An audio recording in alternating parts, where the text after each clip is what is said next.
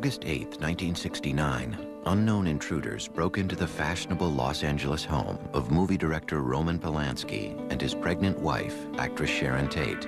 There they slaughtered her and 4 others.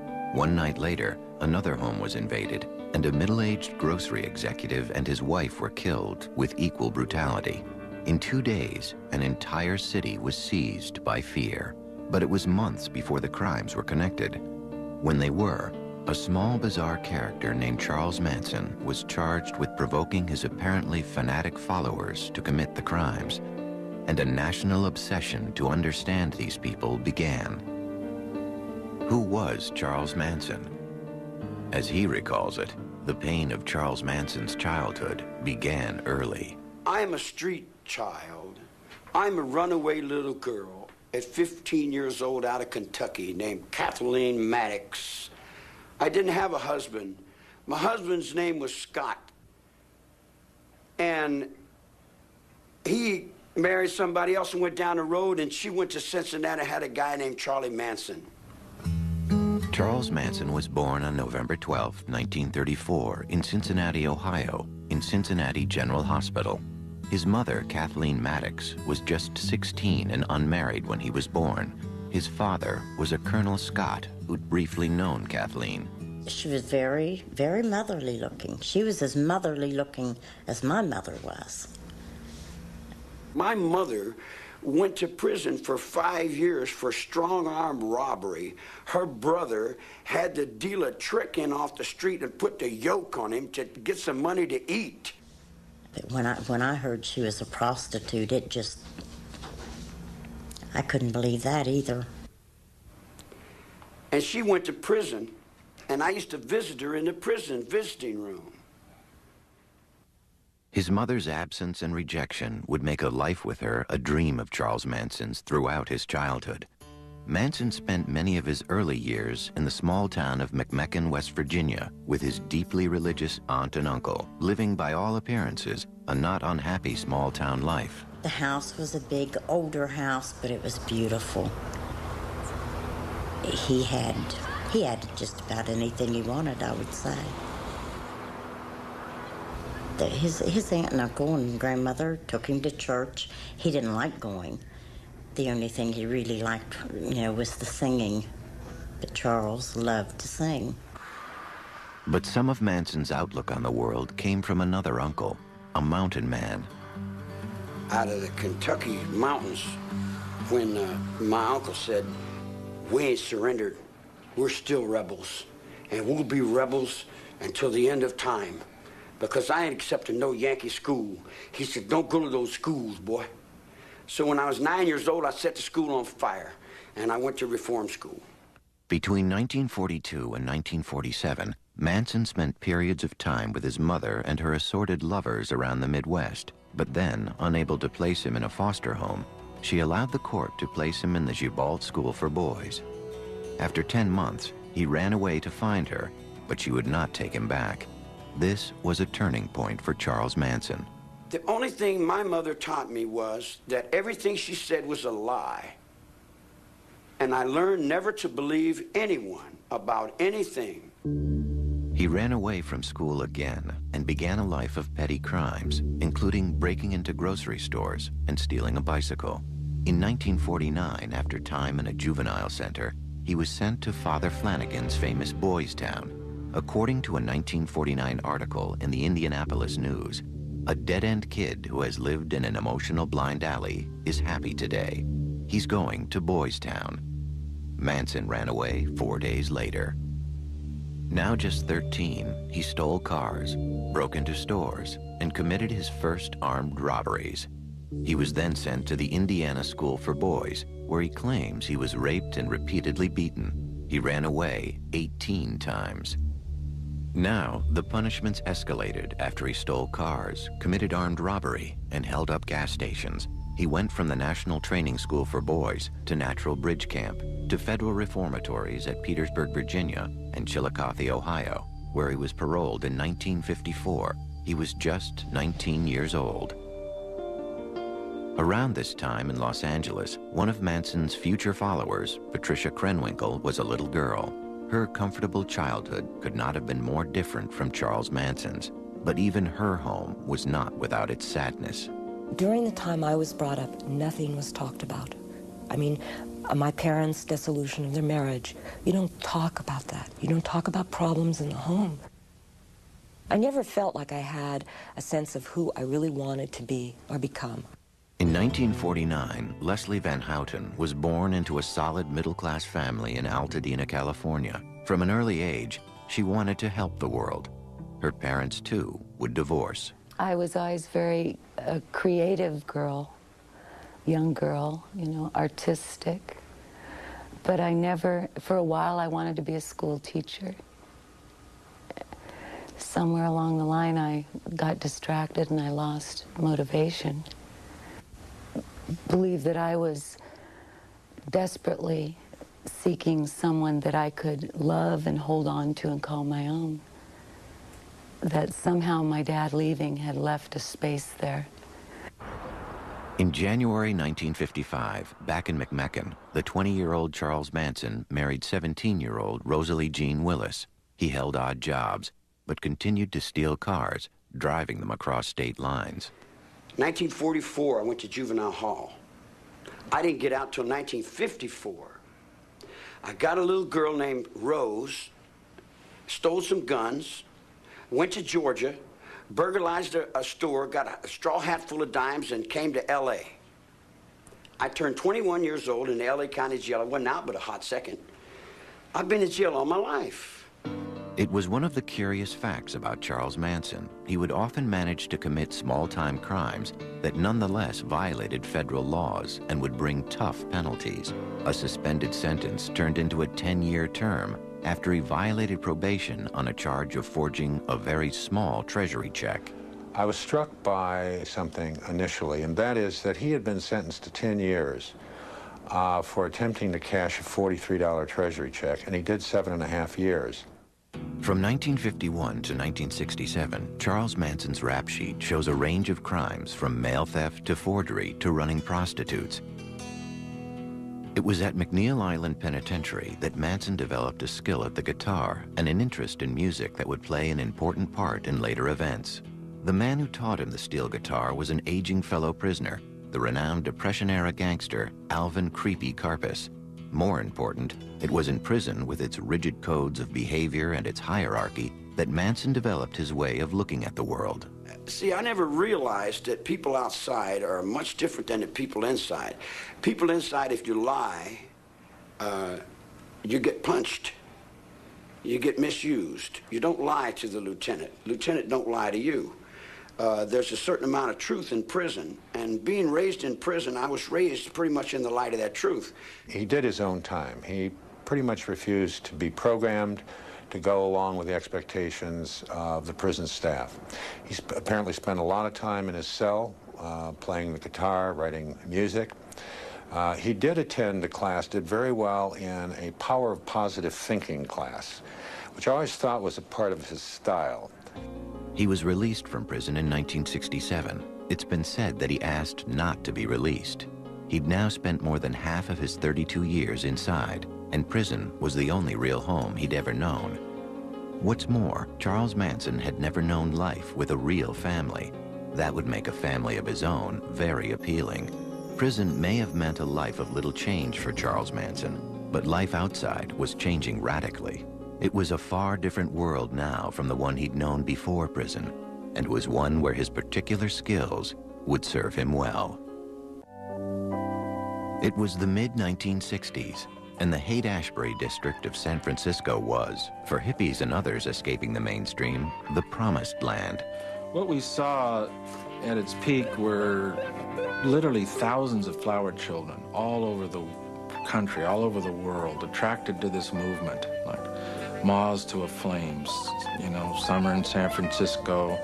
There was a philosophy here that was totally revolutionary that they'd not heard before, and this was the epicenter of it. A lot of very young, creative, exploring people came there, but then you started to see a shift where more disturbed, sicker, more drug-involved people started to come. The hallucinogenic drugs like LSD were being replaced by stimulant drugs, speed particularly, that led to compulsion and paranoia, and innocence was giving way to violence. You may recall a song, the lyrics of which were, if you come to San Francisco, you better wear a flower in your hair. By 1967, if you came to San Francisco, you needed to wear a .45 in your belt. It had changed that fast.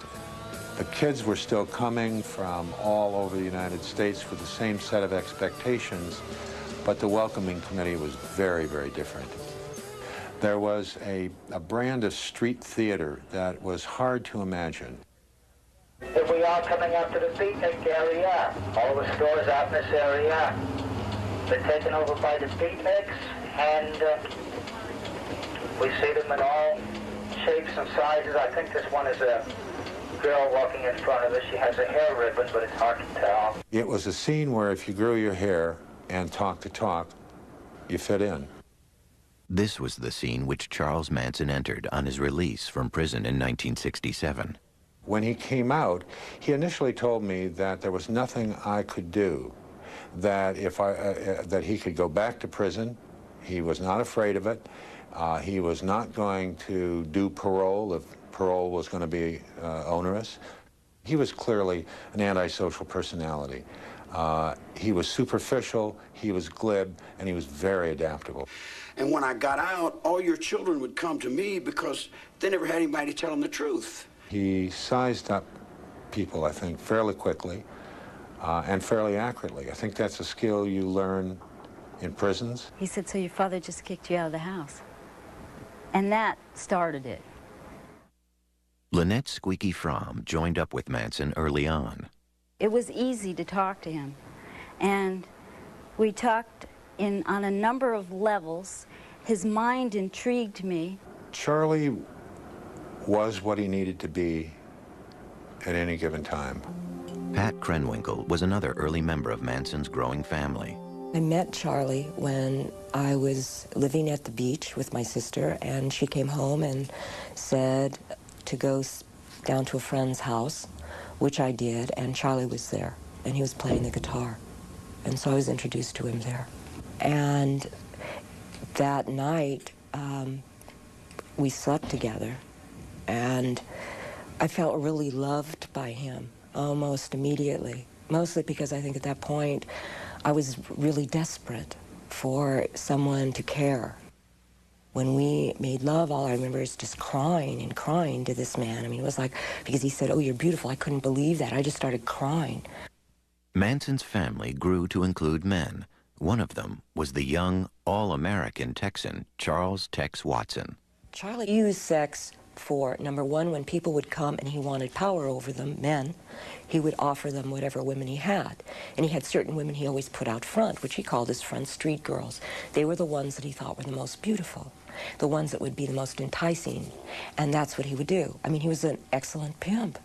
Charles Manson was not only attracting followers, he was also exercising more control over them. Whatever he believed, I would believe. And I would say, and I would spout off. I began to get increasingly uncomfortable with the amount of control and the way in which he used them. And you could see his sense of power and control growing. But in Northern California, at least, the family was monitored by outsiders. I saw him on a weekly basis. He would bring the girls into the office. It was a big occasion. I would go out to a home and see them. There was always that string. There was always some reality. The family left San Francisco in the summer of 1967 and began an odyssey up and down the California coast. Moving from place to place was one way Manson kept his followers entertained enough to stay. They started spending more time in the Los Angeles area. There, Manson hoped to make a name for himself in rock and roll. I think he felt that once he got down there, things were going to be very, very different. He had contacts with the Beach Boys. It was through the women that Manson made his connection with Dennis Wilson of the Beach Boys. In Los Angeles, Wilson picked up two of the family women hitchhiking and took them home. Soon, Manson and the rest of the family showed up and moved in with Wilson for several months. Then, through Wilson, Manson did some recording, but nothing came of the sessions. Manson was always bitter that his music would remain unheard. They came to the ranch, lady. I didn't go to them, they came to me. You're stealing my music every day. You're writing my songs, you're playing my game.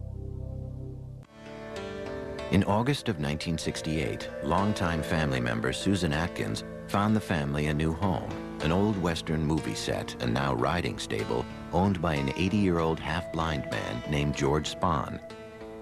Leslie Van Houten joined the family in the summer of 1968. You know, all very fun in the beginning, innocent. At first, the family reveled in the crumbling movie set and the beautiful countryside around it. They play-acted roles they might have taken in old movies. It was like summer camp, and Charles Manson was head counselor. It was a great place, actually. We could make anything we wanted out of it. It was like having the Our Gang set, you know. You could turn it into anything. The whole idea was to let time disappear. There was no time. We were all living now. Now was the only time. See, at first, the magical mystery tour was that we would be cowboys or gypsies or pirates, and every day it was to wear a different role so that we would get more out of ourselves, and every day was Halloween. Losing oneself, killing old egos, and replacing them with Manson and his very particular view of the world. It was the serious goal of all that play acting that Manson directed. If you wipe away somebody's identity, say society is corrupt, forget about everything you ever learned, but then you substitute your own philosophy. It's like wiping the blackboard clean and then introducing your philosophy, and then you become the absolute leader. Bit by bit, the family became one with Manson. One of his things was to stop you during the day, and he'd put your palms up to his, and then he'd move them in any direction that he could. Or he'd make a series of faces, and then you were supposed to try to keep up with them. And the whole thing was always geared toward just complete mirroring of him. One powerful way that Manson maintained control was through drugs, in particular LSD. Well, we took hundreds of trips together. The acid trips were exercises in total control. With Charlie, he actually did almost like drug programming. I mean, he was the focal point at all times. And what seems so amazing is that he somehow, because acid is a very powerful drug, and it's like, I would feel like totally out of control, and yet I would watch him and he would seem totally in control. One of the things, when I look back, I realized I didn't always see him take acid. I don't think he did. The idea was to get rid of all the conditioning, to die in yourself. So he would hold you up and say something to you. Say, see, I can see your mother on you. It's still the conditioning. You know, you haven't gotten rid of it. You're not dead yet. Sometimes he would reenact the crucifixion when we were on LSD. And it was very realistic. I would die for you. And then the questions would begin, would you die for me? And what was the philosophy that Manson was offering? It had begun with a notion of oneness and the power of love, but over time, it grew steadily more paranoid. The messages to the family grew steadily darker. There was no right or wrong, and life and death were really the same thing. In fact, death could be a welcome step on the way to a better world. And in the fall and winter of 1968, as Manson saw himself more and more a lone visionary, he and the family spent more and more time in a place that only increased their sense of isolation, a remote outpost in Death Valley, Barker Ranch. We really weren't in touch. We were allowed to listen to the Beatles and the Moody Blues and Manson's music. Nonetheless, Manson was aware of what was going on in the nation's cities. Since 1966, city after city had seen rioting in black neighborhoods. The cry for black power was being heard alongside the ever stronger actions against the war in Vietnam. We're gonna make Vietnam look like a holiday. Because if America don't come round, America should be burnt down. The family moved back to Los Angeles in January of 1969. Then the paranoia increased even more in early July when Manson thought he'd killed a black drug dealer he also thought was a Black Panther.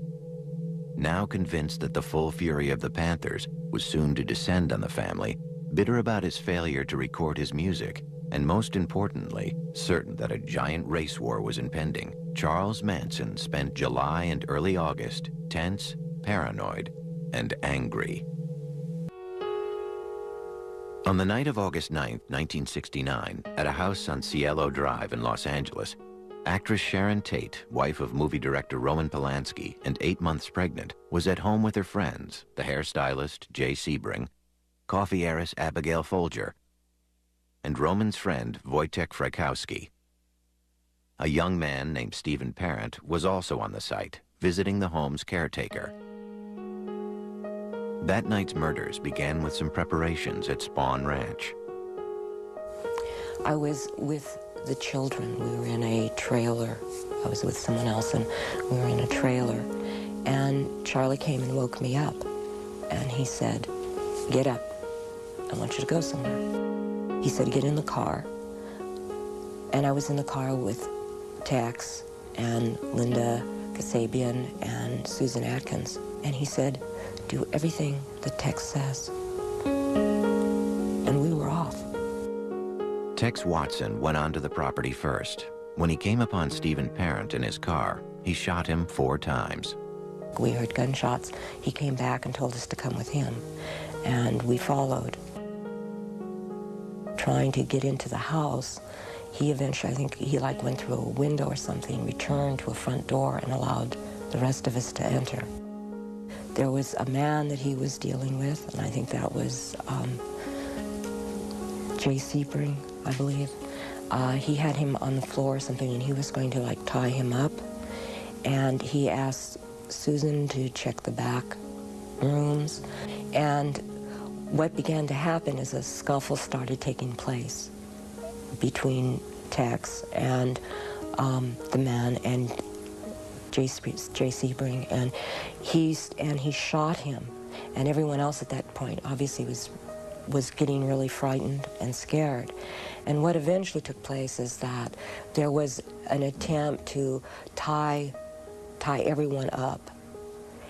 And when there was an attempt to tie everyone up, eventually Abigail Folger started to get herself undone, and she took off. I ran after her with an upraised knife, and we went out through a back door out onto the lawn. And I started stabbing her. I ran her down, and I began to stab her. I remember her saying, "I'm already dead." It was Tex Watson who delivered most of the fatal blows at the house that night. We were so locked in, it's just okay, this must be this, and when you just become more in more like a robot, somehow this must bring it. The scene left behind was grotesque. There was blood everywhere. A rope tied twice around Sharon Tate's neck was looped over a beam and tied around Jay Sebring's neck. Abigail Folger and Wojtek Frykowski lay on the front lawn. Stephen Parent lay dead in his car.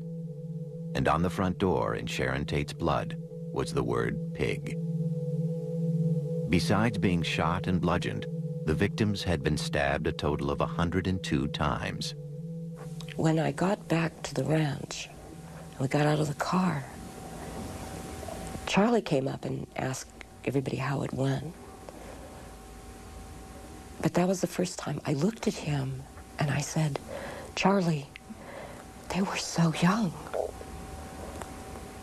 And he just said, "Go with Tex." The next night, another attack. This time, it was at the home of grocery company executive Lino LaBianca and his wife Rosemary in a very different section of Los Angeles. Manson knew the house because he'd attended a party at a neighboring home in the past. Along this second night would be Leslie Van Houten, anxious to prove her loyalty to Manson. I knew that people would die. I knew that there would be killing.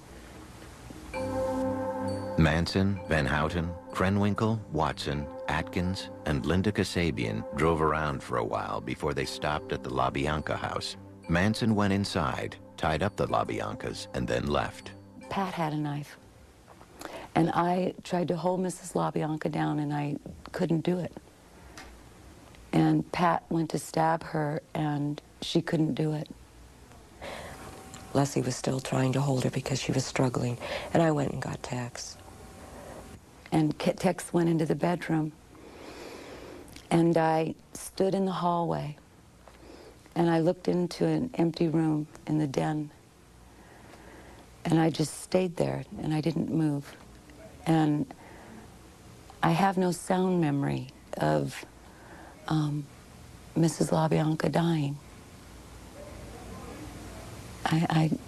All I remember is staring into that room. And then Tex turned me around and handed me the knife, and he said, do something. Because Manson had told him to make sure that all of us got our hands dirty. And I stabbed Mrs. LaBianca in the lower back about 16 times. The scene at the LaBiancas was no less macabre than that at the Tate house. A carving fork protruded from Lino LaBianca's stomach and a knife from his throat. And the word war was carved in his flesh. Mrs. LaBianca was in the bedroom, her head covered by a pillowcase, with a lamp cord tied around her neck. On the walls, written in their blood, were the words, "Death to pigs," and "Rise." And on the refrigerator door, the words, "Helter Skelter." I said, if you're gonna do something, leave something witchy. Just like I would tell you, if you're gonna do something, do it well. And leave something witchy. Leave a sign to let the world know that you were there. Have a good day. The two victims had been stabbed a total of 67 times. Meanwhile, the news of the first night's murders had hit LA like an earthquake. There was a terrible fear, a terrible trepidation on the part of the Hollywood community that this killing, this ritualistic killing, had something to do with celebrityism. And so a lot of the high-profile Hollywood stars, apparently Sinatra left town. Tony Bennett was living at the Beverly Hills Hotel in one of the bungalows. He moved inside to be safe. Steve McQueen supposedly drove around with a gun in the front seat of a car now, all reacting to the Sharon Tate killings. It was amazing. Everyone's got a piece of the story. Wherever you went, there was somebody say, did you know that they found that thing? And, you know. It seemed everyone wanted a gun. 200 guns were sold by one Beverly Hills store in 2 days. It took 2 weeks to get a locksmith. Police were interviewing many celebrities, and some became more careful about their habits. One local in the film business said toilets are flushing all over Beverly Hills. The entire Los Angeles sewer system is stoned. Now the rumors start to fly. The first rumor that hit, as far as the crimes were concerned, was that it was drug-related. It was a drug hit. And on top of that, it was Roman Polanski's wife.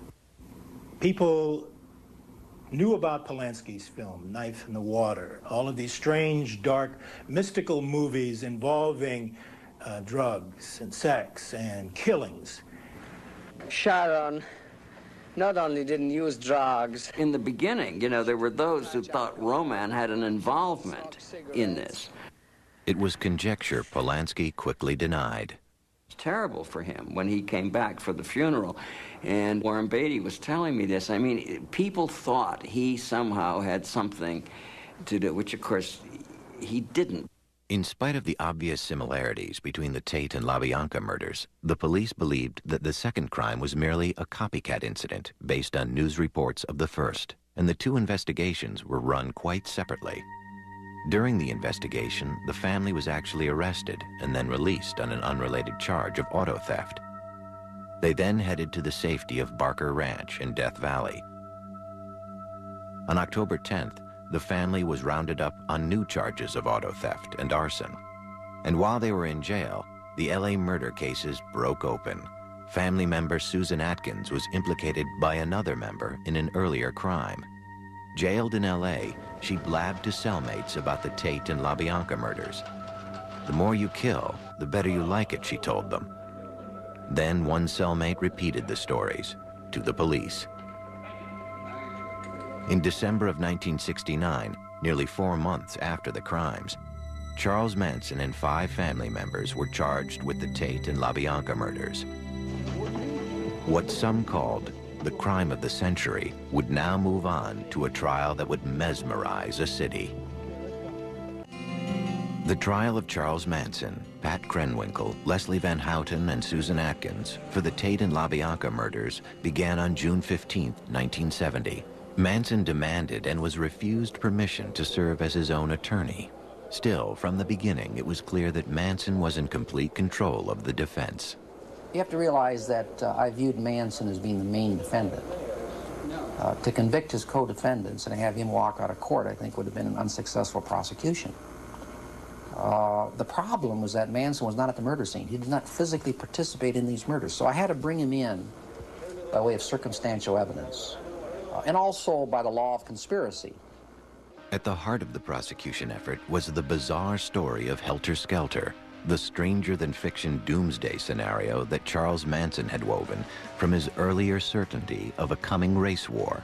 Helter Skelter was a name he'd taken from a Beatles song. Manson envisioned that white people would turn against the black man if they thought the black man had committed these 7 murders, and ultimately there would be a civil war between blacks and whites out on the street. During the war, he told them, he said, we're going to hide out in the bottomless pit in the desert, a place he derived from Revelation 9, a chapter in the last book of the New Testament. Manson foresaw that the black man would win this war.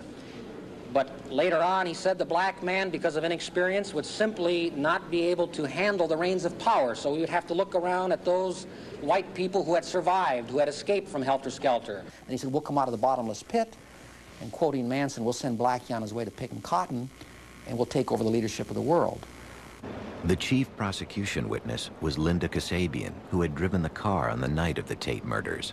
She agreed to testify in return for immunity. Can you get out of the way? The mood around the trial and throughout L.A. was as bizarre as the accused themselves. It may be more than 6 months before the Tate case finally goes to trial here at the Hall of Justice, but Hollywood isn't waiting.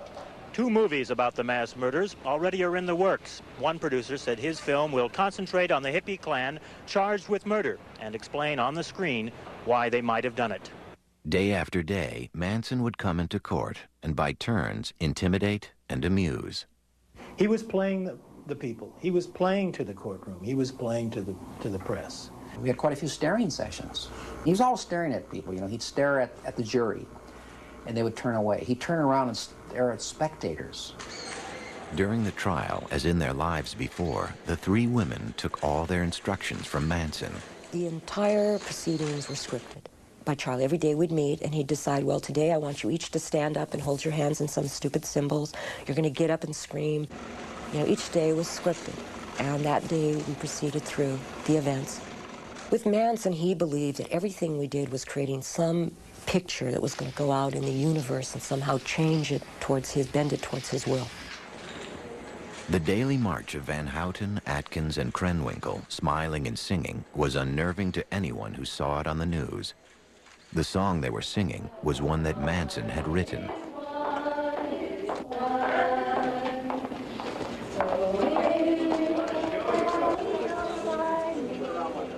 After disrupting the proceedings a number of times, the rest of the family was banned from the courtroom, so they moved to the hallways and kept a vigil outside.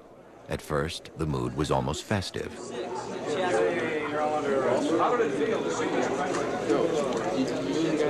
We saw them every day. You know, come on, Squeaky, you can't really be serious about that, you know. And we would banter back and forth, and so there was a joviality. But continuing to shock the courtroom, Manson carved an X into his forehead in late July to symbolize his removal from society. The following weekend, the 3 girls followed suit. National attention on the trial included unwelcome notice from the highest level. President Nixon spoke of Charles Manson in a speech on August 3rd. Here is a man who was guilty, directly or indirectly, of 8 murders without reason. Here is a man yet who, as far as the coverage was concerned, appeared to be rather a glamorous figure. And the next day, a smiling Charles Manson held the headline up to the jury as the defense demanded a mistrial. It was denied in spite of the defense team's best efforts. The President of the United States says somebody's guilty. What recourse do you have? You answer the question. Inside the courtroom, the most dramatic moment occurred on October 5th, 1970, when Manson lunged 10 feet towards the judge. He was restrained and the trial continued. It certainly was within earshot. On November 16th, the prosecution rested, and the defense rested without calling a single witness. Struggles with Manson and changes in the defense team were constant, but there was still alarm when defense lawyer Ronald Hughes did not show up in court. His body was later discovered in a wilderness area. One ex-family member has since claimed he was murdered for disagreeing with Manson over Leslie Van Houten's defense. On January 25th, 1971, after 9 days of deliberation, the jury found each defendant guilty of conspiracy to commit murder and murder in the first degree. In a separate trial, Tex Watson was also found guilty and sentenced to death. In the penalty phase of the trial, the women did testify and tried to exonerate Manson. And now the instructions from Manson were changing. One of the things that Charlie always promoted about himself was, I don't lie. And all of a sudden, he was asking every one of us to lie on a daily basis about something. Oh, say this, say that. And we're going, but I didn't do that. And it was like, you lie, a God lies. On March 9th, the jury called for the death penalty for all 4 defendants, a finding the judge then upheld. In protest, the women shaved their heads. Before that clerk reads that verdict, you don't know what he's going to say, life or death. It's a very tense, suspenseful moment. And I looked over at Manson, and his hands were trembling. Now, here's someone who always spoke about the beauty of death. He was always telling everyone, death is a beautiful thing, and maybe when we kill these people, we're doing them a favor, and they don't even realize it. But I was with him for 9.5 months, and he fought very hard for his own life, see? So that was just pure hypocrisy on his part. The defendants faced the death penalty now. To at least one of them, it was a kind of relief. I was more than willing to go to the gas chamber. I didn't fear it. The death penalty for me at the time seemed, it almost justified my not having to deal with what I had done. It was the eye for an eye. They're going to kill me. I don't have to deal with it. And then in 1972, the Supreme Court overturned the death penalty. Death sentences were commuted to terms of life imprisonment. In the case of Charles Manson, there was a certain irony involved. In fact, he told me after the trial, because Yossi says, you know, you haven't achieved anything here. He said, all you've done is send me back to where I came from. But I said, well, yeah, Charlie, that's true, but as far as I know, you've never been in the green room before. The green room is a reference to San Quentin gas chamber. The next year, I was driving my car, and the car radio was on. And I heard where the U.S. Supreme Court had set aside the death penalty, Furman versus Georgia.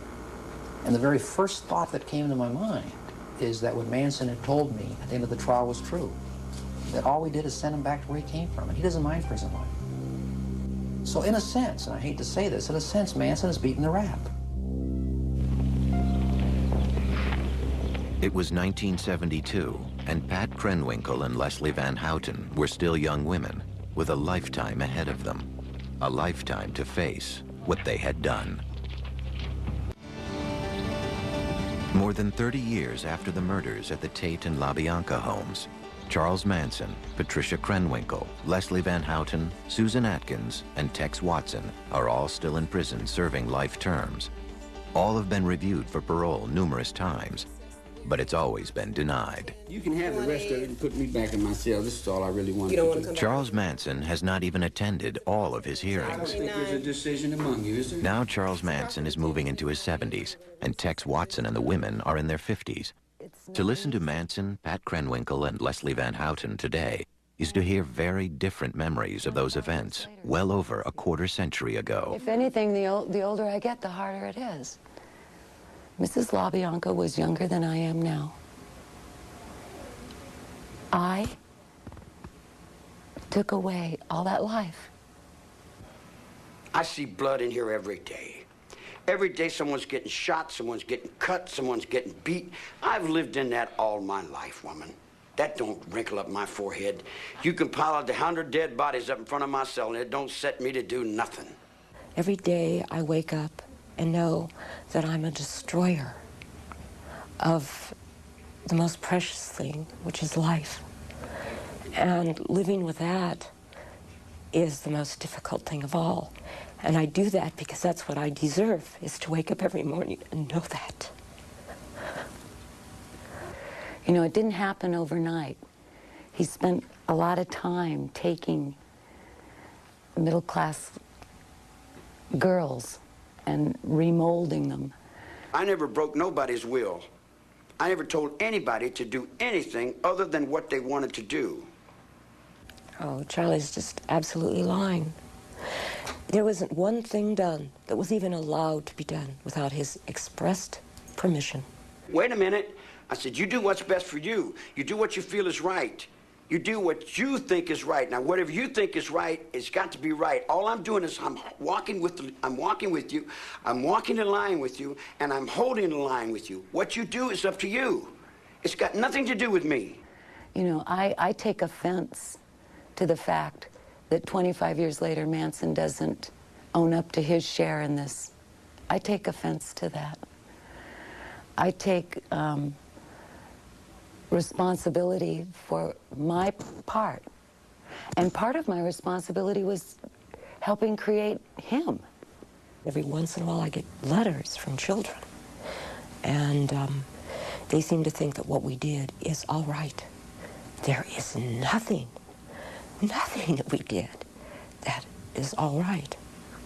Nothing. He was not Jesus Christ or Satan. He was a very odd, bizarre, high-energy little antisocial who had some poor, confused, middle-class dropouts who decided to follow him. And he got into a situation where he had enormous power over these people, and he pulled it all together into this incoherent, hateful kind of plan. And there was no one there to say, Charlie, girls, this is crazy.